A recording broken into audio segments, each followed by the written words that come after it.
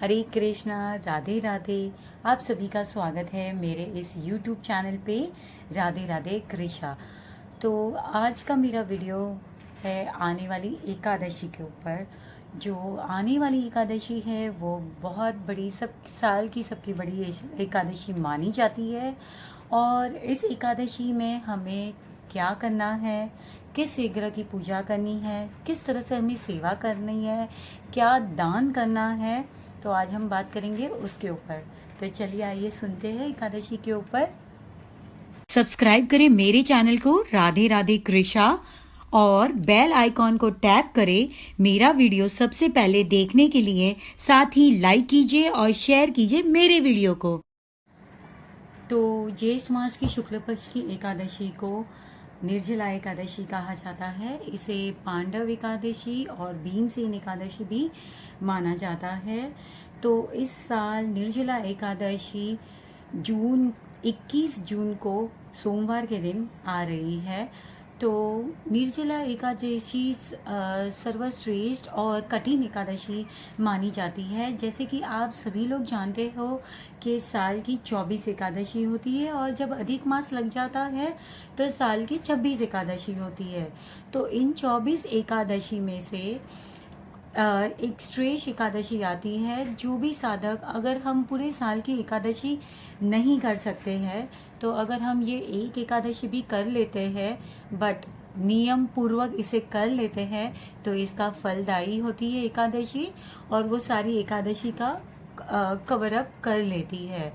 तो इस तरह जो ये निर्जला एकादशी है वो सर्व कठिन एकादशी मानी जाती है, क्योंकि आपको नाम से ही ज्ञात हो गया है कि निर्जला एकादशी क्या होती है। निर्जला एकादशी बिना जल के बिना आपकी जो ये एकादशी है दशमी तिथि से जो शुरू हो जाती है वो द्वादशी तक रहती है जल के बिना। पारण के समय आपको जल ग्रहण करके फिर अन्न ग्रहण करना है। तो निर्जला एकादशी बहुत ही साल की सबसे कठिन एकादशी मानी जाती है। और साधक, जो कृष्ण भक्त है, वो इस एकादशी का वेट करते हैं कि कब ये एकादशी आए और कब हम इसे करेंगे और कब इसका लाभ हमें मिलेगा। तो इस तरह से ये निर्जला एकादशी है। निर्जला एकादशी करने से साधक को सुख, समृद्धि, फल की प्राप्ति, सभी मनोकामना की पूर्ति, सब कुछ प्राप्त होता है और उससे वैकुंठ धाम की भी प्राप्ति होती है। तो आज के दिन हमें श्री हरि की आराधना करनी चाहिए, विष्णु भगवान की, और साथ ही साथ महालक्ष्मी की भी पूजा करनी है। मैं हमेशा आपको कहती हूँ कि एकादशी का व्रत दशमी तिथि से ही शुरू हो जाता है। तो आपको दशमी तिथि से ही व्रत का पालन करना है, आपको सात्विक भोजन करना है। और अगले दिन एकादशी वाले दिन आपको सवेरे जल्दी उठ के स्नान आदि से परिवृत हो के आपको अपने दहलीज पर स्वास्तिक करना है। हल्दी या चंदन से आप स्वास्तिक कीजिए। पूरे घर में गंगा जल का छिड़काव कीजिए।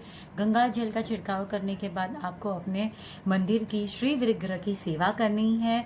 श्री विग्रह की सेवा में आपको विष्णु और लक्ष्मी मैया की जरूर से सेवा करनी है। फिर आपके पास जो भी हो, बाल रूप हो कृष्ण भगवान के, राधा रानी के, आप उनकी भी कीजिए। पंचामृत से स्नान कराइए, सुंदर वस्त्र पहनाइए उन्हें, उन सुंदर श्रृंगार कीजिए, धूप नैवेद्य आदि से उन्हें परिपूर्ण कीजिए। भोग लगाइए। भोग लगा के आप पूरे घर में उस भोग को प्रसादी मिल बांट के खाइए। और तुलसी मैया के भी आगे दीप प्रज्वलित कीजिए।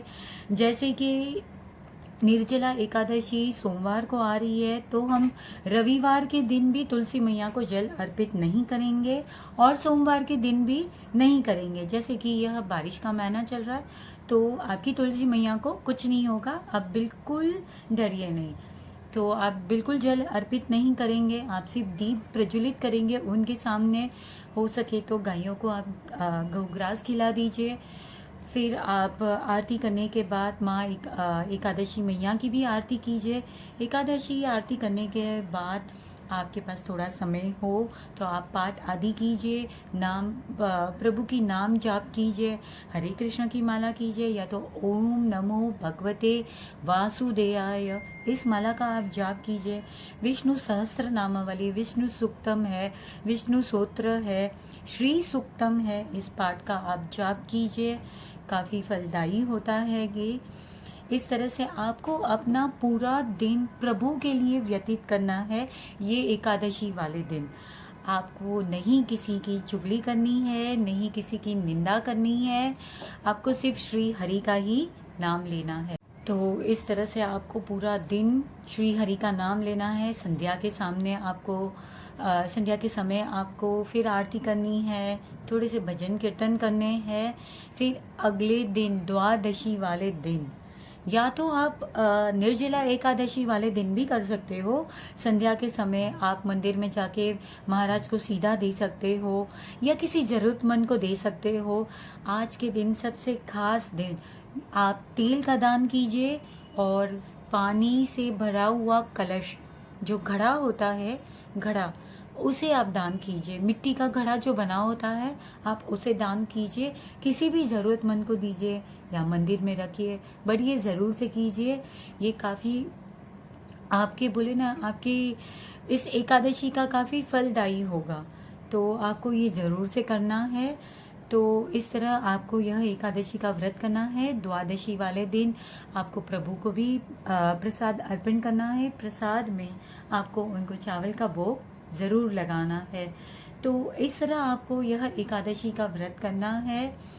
एकादशी का व्रत करने के लिए मैं कहती हूँ ना हमेशा कि मतलब हमें कुछ भी हो जाए, क्या भी हो जाए, एकादशी का व्रत आप ज़रूर कीजिए और प्रभु में भक्ति लीजिए। प्रभु के वहाँ देर है लेकिन अंधेर नहीं है, ज़रूर वो आपकी बात सुनेंगे और वो हमेशा हमारे साथ है।